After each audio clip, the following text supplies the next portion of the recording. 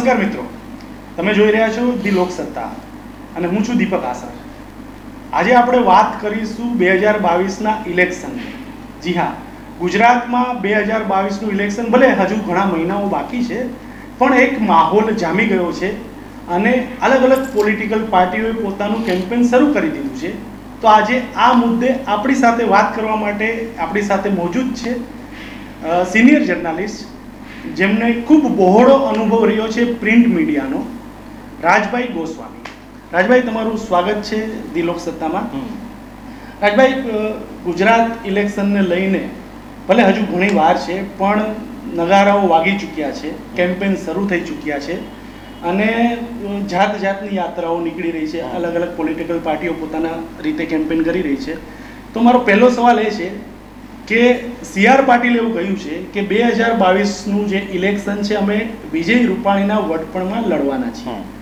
તો સૌથી પહેલો સવાલ કે બીજેપી માટે વિજય રૂપાણીના વડપણ હેઠળ ઇલેક્શન લડવાનું હવે આવ્યું છે, તો કયા કયા પડકારોનો સામનો તેમણે કરવો પડશે અને કઈ રીતે આગળ વધવું પડશે?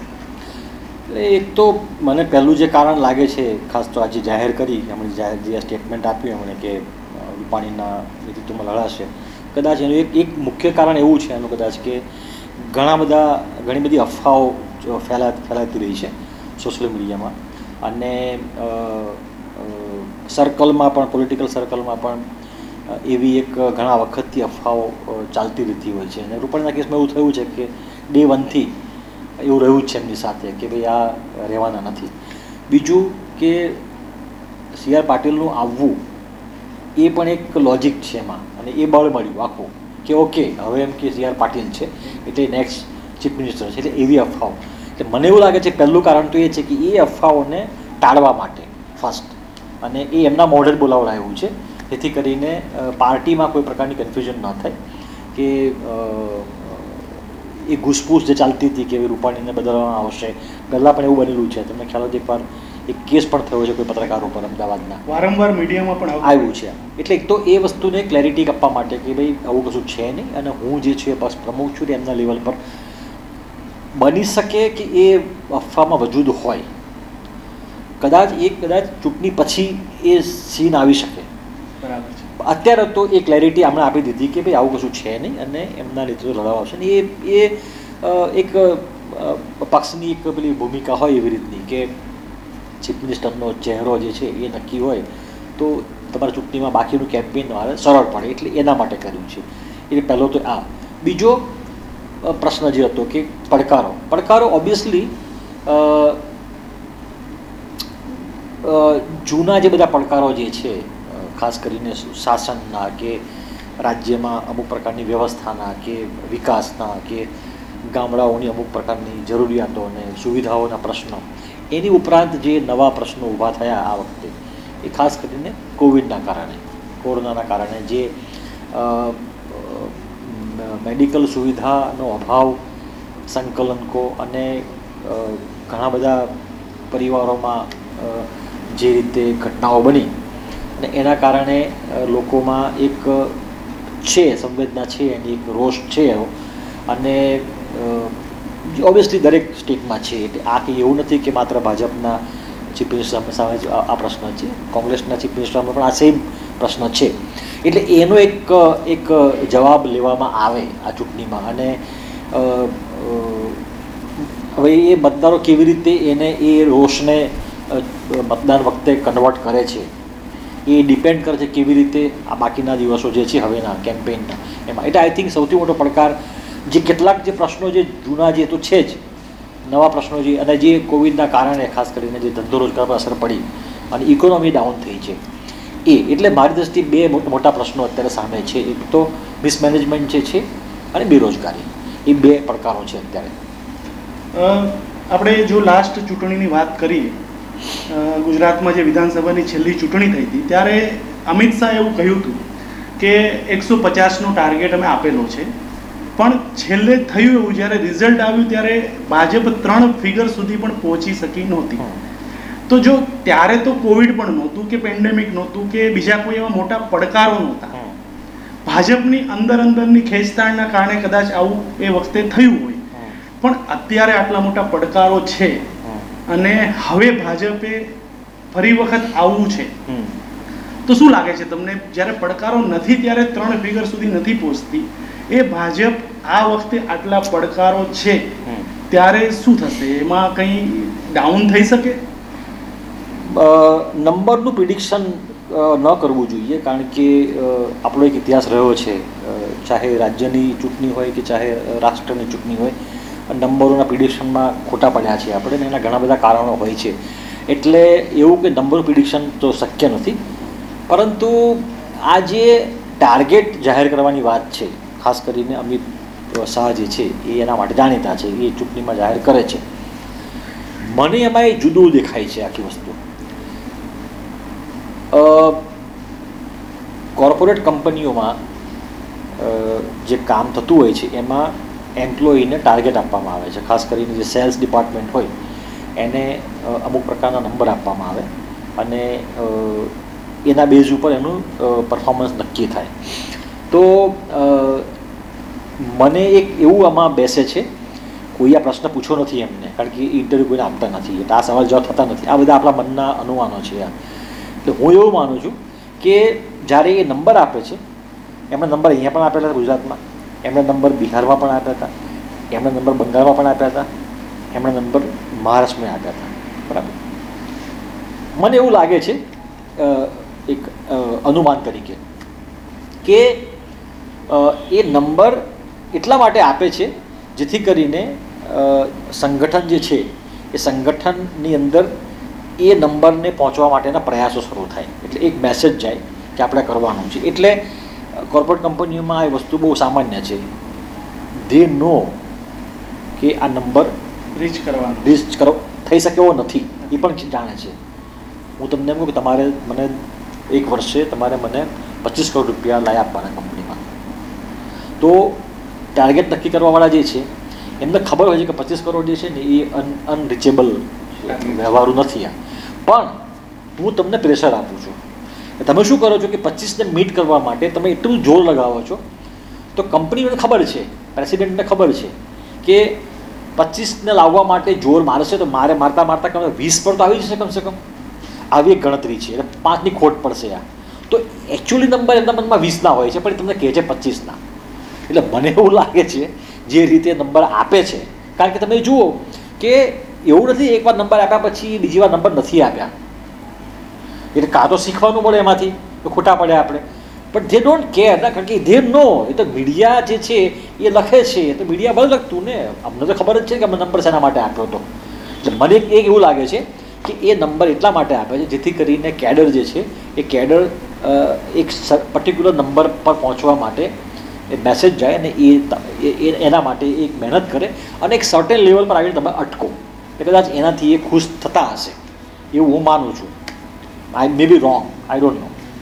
બીજો પ્રશ્ન જે છે આખો કે પડકારો જે છે એના વચ્ચે આ નંબરો પોસિબલ છે, તો એનો જવાબ એવો છે કે એ વાત તમારી સાચી કે ગઈ ચૂંટણી કરતાં આ ચૂંટણીમાં ગઈ ચૂંટણી જેટલી સરળ હતી એટલી આ ચૂંટણી, એટલે જ્યાં સુધી મુદ્દાનો સવાલ છે ત્યાં સુધી સરળ નથી.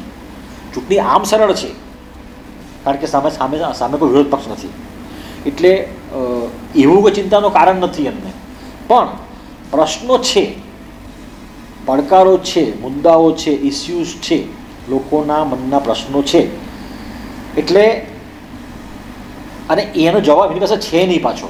આ પ્રશ્નો એવા છે જેનો જવાબ નથી પાછો, કારણ કે આ ડિફેન્સમાં રહેવું પડ્યું છે.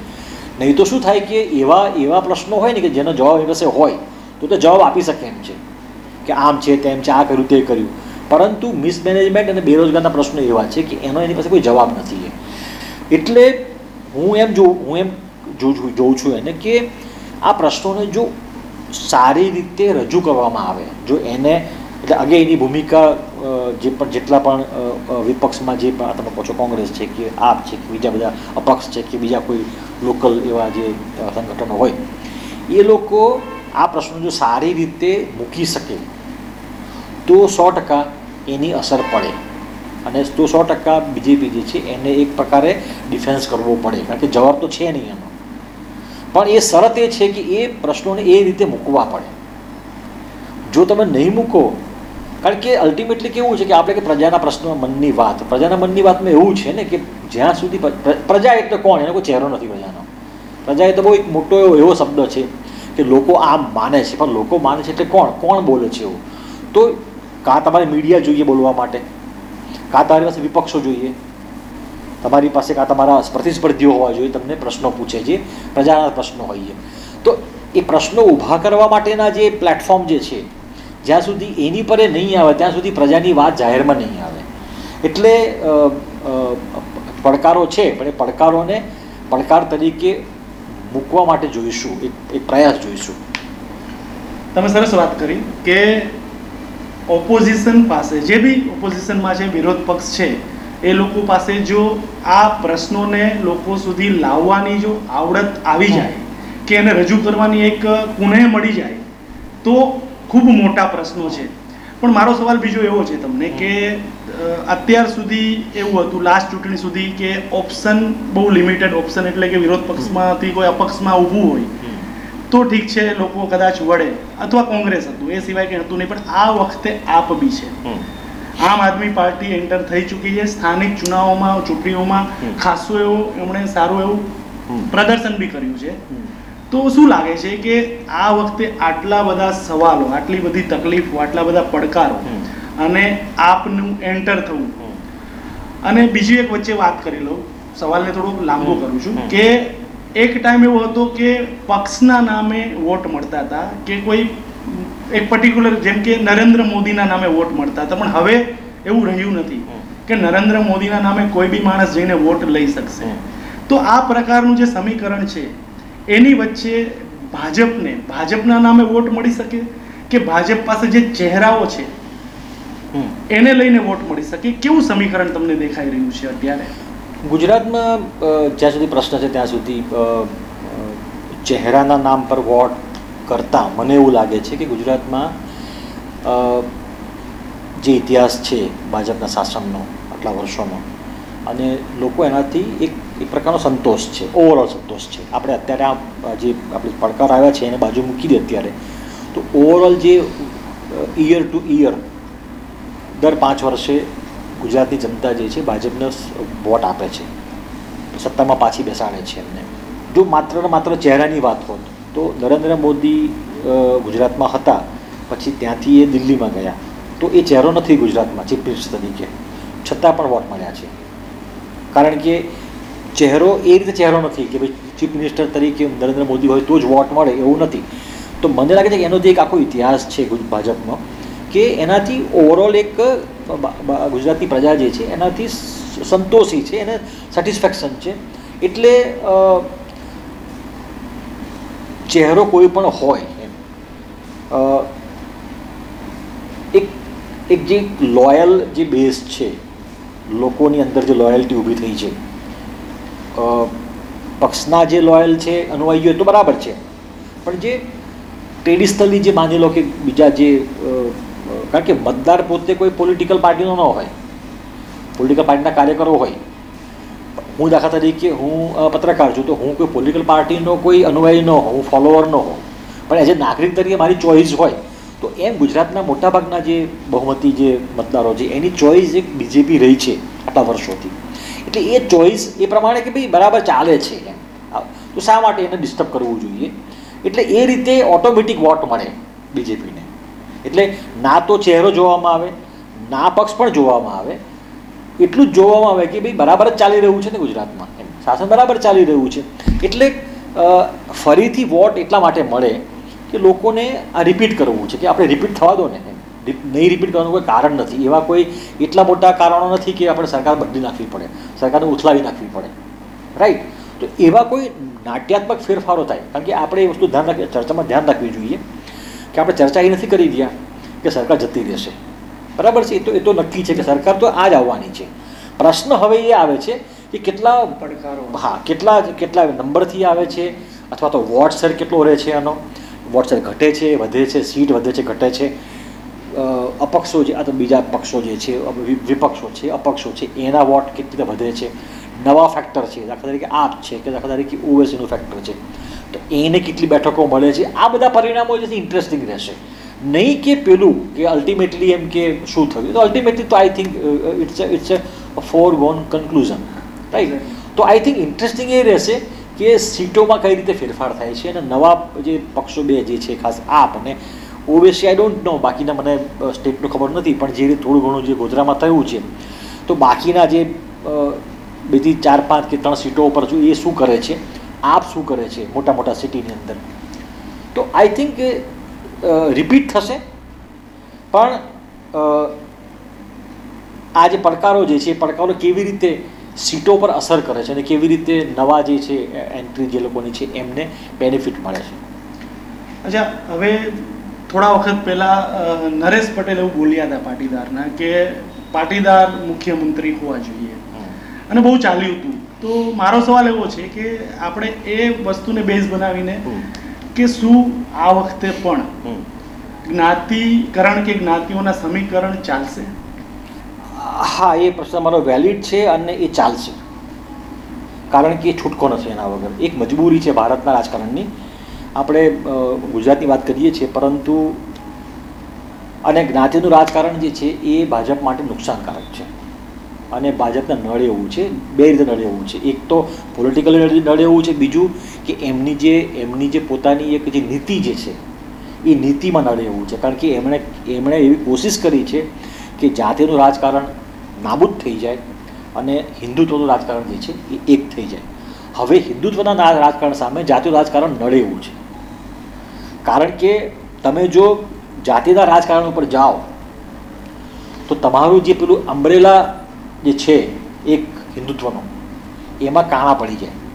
કારણ કે પટેલોમાં રસ છે, હિન્દુઓમાં રસ નથી, અથવા તો બીજી કાસ્ટ છે, પટેલ છે, બીજું કોઈ પટેલ છે કે પછી બ્રાહ્મણ છે કે વાણિયા છે કે દલિત છે કે પછાત છે, નોન મુસ્લિમ જે બધી કમ્યુનિટી બીજી જે છે વિધિન હિન્દુમાં, એ લોકો જ્યારે પોતાની જાતને અલગ રીતે જોવાનું ચાલુ કરે તો એમને પેલાથી મતલબ નથી, તો એ પંક્ચર પડે એની અંદર. એટલે બીજેપી માટે થોડુંક ડિફિકલ્ટ છે એટલે બધે જ ડિફિકલ્ટ છે. અને એટલા માટે જ ઓબીસી જે છે એ જે રાજ્યના અધિકાર જે આપ્યા એ એના જ ભાગરૂપે છે. જે બીજેપી આટલા વર્ષોથી ઓબીસીનું નામ પણ લીધું નથી એમણે, તો તમે પાછલા જો રેકોર્ડ કાઢો એમના ભાષણના, તો કોશિશ એમણે હંમેશા એવી કરી છે, અને નરેન્દ્ર મોદી તો ઓન રેકોર્ડ બોલ્યા છે એવું.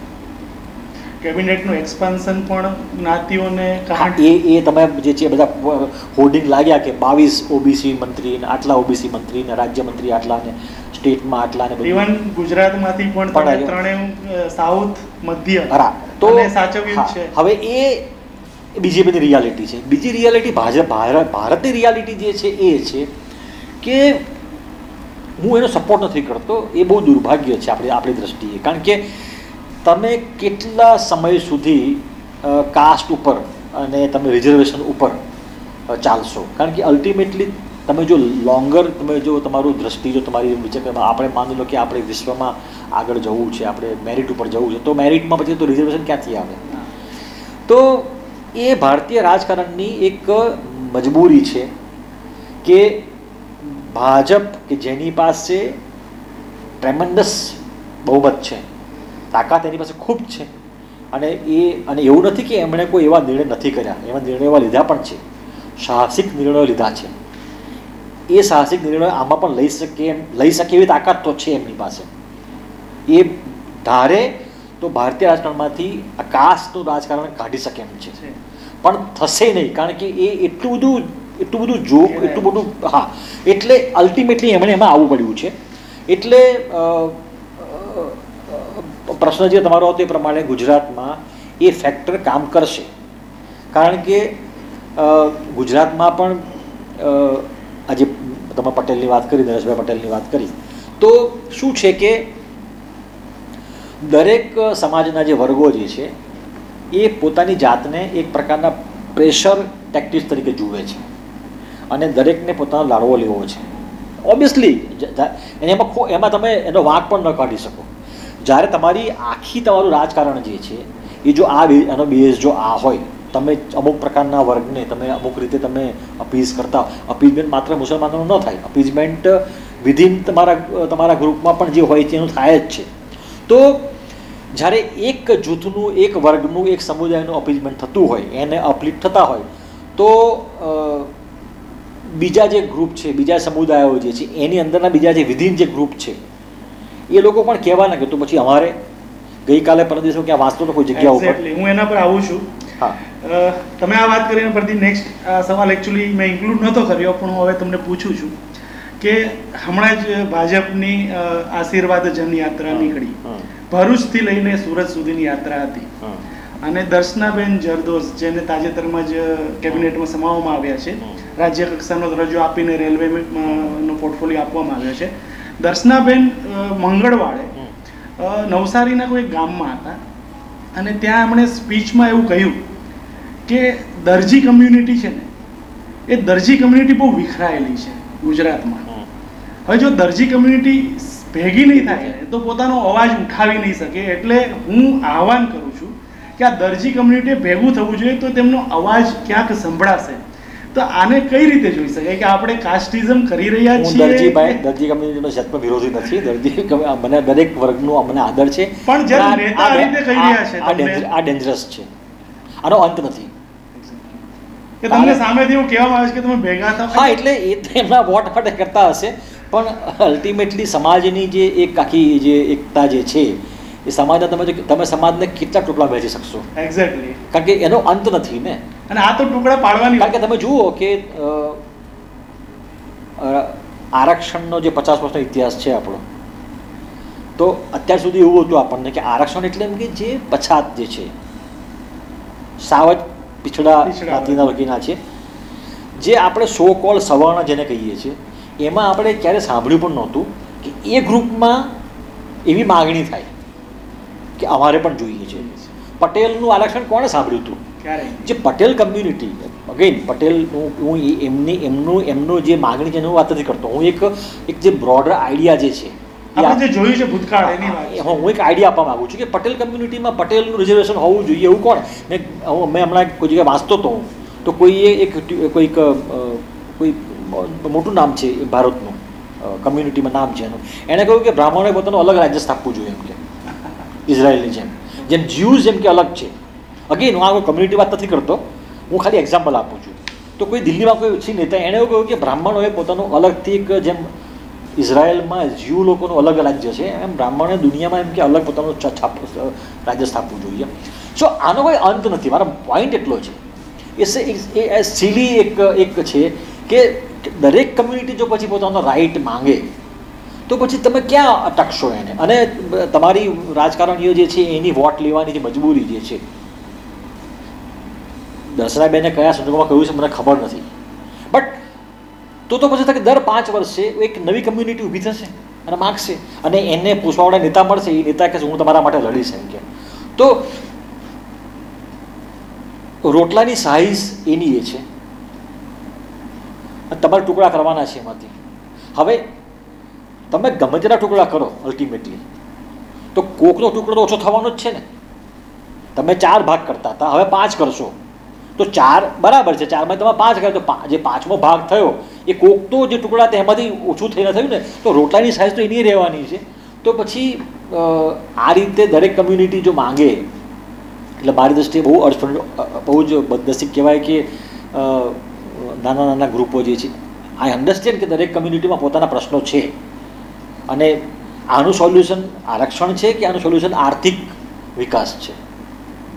ભારતના, એટલે હું તો ભારતના રાજકારણ વાત કરું છું. ભારતના રાજકારણમાં ક્યારે કોઈ ક્યાં વિચારવું પડશે આવીને કે આપણે સામાજિક જે પ્રશ્નો જે છે, ખાસ કરીને આર્થિક, આ બધા આર્થિક પ્રશ્નો જ છે, રાઈટ? આ સામાજિક પ્રશ્નો તો છે નહીં. કોઈ એવું તો કોઈ કહેતું નથી ને કે અમને માન નથી મળતું.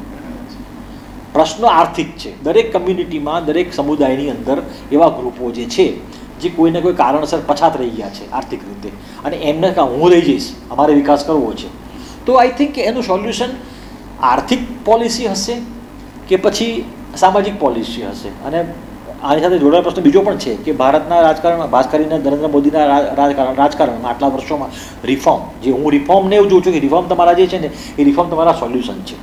આ તમારા બધા પ્રશ્નો જે છે ને, 91માં જે રિફોર્મ, જવાબ લાંબો થઈ ગયો, પણ 91માં જે રિફોર્મ શરૂ થયા એનાથી ભારતના સામાજિક જે વ્યવસ્થા છે, તમારા ગરીબો જે છે એ કેટલા બધા ગરીબો ગરીબીમાંથી બહાર નીકળી અને મધ્યમ વર્ગમાં આવ્યા અથવા લોઅર મધ્યમ વર્ગમાં આવ્યા. જે સાવ ગરીબ હતા એ ત્યાંથી એલિવેટ થયા અને જે લોઅર મધ્યમ વર્ગ જે છે એમાં એન્ટર થયા બિકોઝ ઓફ ધ 91 રિફોર્મ. તમારી આખી આર્થિક સ્થિતિ બદલાઈ. હવે એ રિફોર્મ જે છે જે હજુ પણ એ બજેટની સ્પીચમાં બધા જ લખેલા છે શું શું કરવાનું છે, છેલ્લા 10-15 વર્ષમાં એ રિફોર્મ થયા જ નથી, અટકી ગયા છે રિફોર્મ. એટલે વિકાસની વાત થાય છે પણ વિકાસની વાત ખાલી વાત જ થાય છે ને. વિકાસ તમારે કરવો તમારે રિફોર્મ કરવા પડશે ને, ત્યારે વિકાસ થશે. તમે રિફોર્મ અને તમે વિકાસ કરશો તો આ સામાજિક જે પ્રશ્નો જે છે એનું સોલ્યુશન આવશે. તો ત્યાં સુધી તો પછી આ રીતે દર 5 વર્ષે આવીને કોઈને કોઈ કહેશે કે હું તમારા પક્ષે છું, તમે એમ કે લડો તમારા માટે, હું લડીશ તમારા માટે, તો એનું સોલ્યુશન એ રીતે નહીં આવે. આમ તો રાજભાઈ સવાલો ખૂબ છે, આના પર ચર્ચા ઘણી લાંબી ચાલે, પણ હવે એક છેલ્લો સવાલ ઇન્ટરેસ્ટિંગ જે મગજમાં આવે છે પૂછી લઉં તમને કે આનો મતલબ શું? ભીખુભાઈ દલસાણીયા સંગઠન મહામંત્રી, હવે જ્યારે નરેન્દ્ર મોદી સીએમ બન્યા ત્યારે એમને લાવ્યા હતા અને ત્યારથી લઈને છેલ્લા 2 દાયકાથી તેઓ આ જવાબદારી નિભાવતા હતા. અચાનક થોડા દિવસ પહેલા તેમને બદલી નાખવામાં આવ્યા અને ત્યારે એવું કહેવાતું હતું કે ભાજપ પાસે કોઈ પાટીદાર ચહેરો નથી, કદાચ ભીખુભાઈને કોઈ મોટી જવાબદારી ભાજપમાં આપવામાં આવે અને ઉતારવામાં આવે. પણ ગઈકાલે એવા સમાચાર આવ્યા કે ભીખુભાઈને બિહારના સંગઠન મહામંત્રીની જવાબદારી આપવામાં આવી છે અને અહીંયા જેને લાવવામાં આવ્યા છે યુપીથી રત્નાકર કરીને જેમને લાવવામાં આવ્યા છે, જે કદાચ ગુજરાતીઓ માટે નવા છે. તો આ આટલો મોટો ફેરબદલ 2 દાયકા પછી, અને ભીખુભાઈ દલસાણીયા એવું કહેવાય છે કે મોદીના વિશ્વાસુ માણસ, અને એમણે પોતાની જે જવાબદારી છે એ બંધ બારણે જે બેકગ્રાઉન્ડમાં બેસીને કરવાનું હતું એ કામ કર્યું જ છે. તો આટલો મોટો અચાનક ફેરબદલ આને કઈ રીતે જોવાય? હા, એટલે એને લઈને થોડી ઘણી ઘૂસપૂસ એવી ચાલે છે.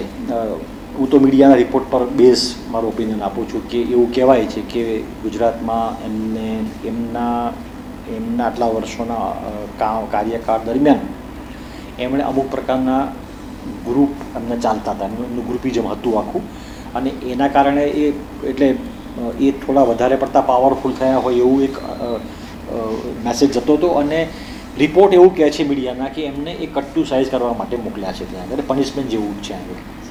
આ રિપોર્ટ મીડિયા કહે છે, હું એવું માનતો નથી. એવું હોય તો પણ આ કેવું છે રાજ, મેં પહેલાં વાત કરી તમને કે કોર્પોરેટ કંપનીઓમાં જે પેલા જે ટાર્ગેટ આપે છે, તો આમાં પણ એવું છે કે કોર્પોરેટ કંપનીઓમાં અથવા તો સરકારી ડિપાર્ટમેન્ટમાં જે ટ્રાન્સફર થાય છે તો ટ્રાન્સફરના 2 મિનિંગ નીકળે. એક મિનિંગ એવો નીકળે છે, આપણે વાત કરીએ કે ભાઈ કોઈ રીતે એ એમ કે ત્યાં એમનું બરાબર હતું નહીં, અથવા તો એના કોઈ કારણો હતા, કોઈ નારાજગી હતી, અથવા તો કોઈ રીતે ત્યાં કોઈ પ્રોબ્લેમ ચાલતો હતો, એના સોલ્યુશન રૂપે એમને અહીંથી હટાવીને ત્યાં મૂકી દીધા, એટલે એ પેલો પ્રોબ્લેમ સોલ્વ થઈ ગયો. પરંતુ એ એક પક્ષ છે. બીજો પક્ષ એ છે કે ત્યાં મૂકી દીધા તો ત્યાંનું શું? એટલે કોઈપણ પ્રકારની ટ્રાન્સફર અને ભારતીય જનતા પાર્ટી એક કોર્પોરેટ કંપનીની જેમ કામ કરે છે. એટલે એવું એનો અર્થ એવો નીકળે કે બિહારમાં મૂક્યા તો આ એન્ડથી આપણને એવું લાગે, ગુજરાત એંગલથી આપણને, કે કોઈક પનિશમેન્ટના ભાગરૂપે મૂક્યા હશે. પણ તમે બિહારના એંગલથી જુઓ તો એવું લાગે કે જરૂરિયાત હતી અહીંયા આગળ એમને. હવે બિહારમાં તમે જાણો છો કે કઈ રીતે સ્થિતિ છે અત્યારે. એટલે નીતિશ કુમારની પક્ષ જે છે અને ભાજપનો જે છે બંનેના એક અનઇઝીનેસ છે આખી. નીતિશ કુમાર બહુ હેપી છે નહીં અને આરજેડી ત્યાં મજબૂત છે, બરાબર છે. તો બિહારમાં કદાચ સંગઠનની એવી જવાબદારી ત્યાં જરૂરી હશે, એવા જરૂરી હશે. એટલે મને એવું લાગે છે કે ત્યાંનો પ્રોબ્લેમ સોલ્વ કરવા માટે મૂક્યા હોય. આપણે અહીંયા બેસીને એવું લાગે આપણને કે એના કારણો હશે, જે કારણો હોઈ શકે, કદાચ એના કારણો હશે, પણ કોઈ પણ પનિશમેન્ટ, કોઈ પણ ટ્રાન્સફર એવી ન હોય કે માત્ર ને માત્ર જે આપણે કહીએ છીએ પ્રમાણે કે ભાઈ પનિશમેન્ટ ના હોય, એ કદાચ સોલ્યુશન પણ હોય. આપણા માટે પનિશમેન્ટ લાગે પણ તે એંગલથી સોલ્યુશન હોય. એમના અનુભવનો નિચોડ કદાચ ઓબ્વિયસલી, કારણ કે કોઈ પણ વ્યક્તિ જે છે બેઠો છે ત્યાં વર્ષોથી કામ કરતો, એની પાસે એક્સપિરિયન્સ તો છે ને, એની પાસે એક નોલેજ તો છે, એની પાસે ટેલેન્ટ તો છે, તો એક એની લોયલ્ટી પણ છે, એનો ભૂતકાળ પાસ પણ છે. તો બની શકે કે એ ત્યાં કામ લાગે કદાચ, અને કદાચ અહીંયા જેટલી જરૂર નથી એટલે ત્યાં જરૂર છે. ગુજરાતમાં એટલી જરૂર નથી. આપણે હમણાં બધી વાત કરી પ્રમાણે કે સ્મૂથ સેલિંગ છે આખું ગુજરાતમાં. તો ચાલશે એ નહીં હોય તો એમ એટલા માટે એમને ત્યાં બની શકે એવું. આ હતા રાજ ગોસ્વામી. આમ તો ઘણા બધા સવાલો છે, તમારા મનમાં પણ ઘણા બધા સવાલો હશે, અને આજે આપણે ઘણા બધા સવાલો એમને પૂછ્યા, એમાંથી જવાબ મેળવ્યા, તમારા સવાલોના જવાબ મળ્યા બી હશે. કદાચ હજુ બી સવાલો તમને જો ઉઠતા હોય તો અમને કમેન્ટમાં ચોક્કસ આ વિડીયોની જે નીચે કમેન્ટ સેક્શન છે એમાં સવાલો મોકલો. બીજી વખત જ્યારે રાજ ગોસ્વામી સાથે આપણે રૂબરૂ થશું ત્યારે તમારા સવાલના જવાબ મેળવવાની કોશિશ કરીશું. અને 2022નું ઇલેક્શન હવે આમ તો મહિનાઓ બાકી છે, પણ માથા પર હોય તેવો માહોલ સર્જાઈ ચૂક્યો છે, અને આવી ટોક વારંવાર કરતા રહીશું. ચોક્કસ તમે તમારા સવાલો અમને મોકલજો. ધન્યવાદ. તમે અમારા આ વિડીયોને જો YouTube પર જોઈ રહ્યા હોવ તો તરત જ અમારી YouTube ચેનલને સબસ્ક્રાઇબ કરો અને નવા વિડીયોના અપડેશન માટે બેલ આઇકન દબાવવાનું ભૂલશો નહીં. જો તમે અમારો આ વિડીયો Facebook પર જોઈ રહ્યા હોવ તો અમારા Facebook પેજને જરૂર લાઇક કરો. વધુ અપડેટ માટે લોકસત્તાની વેબસાઇટને વિઝિટ કરવાનું ભૂલશો નહીં.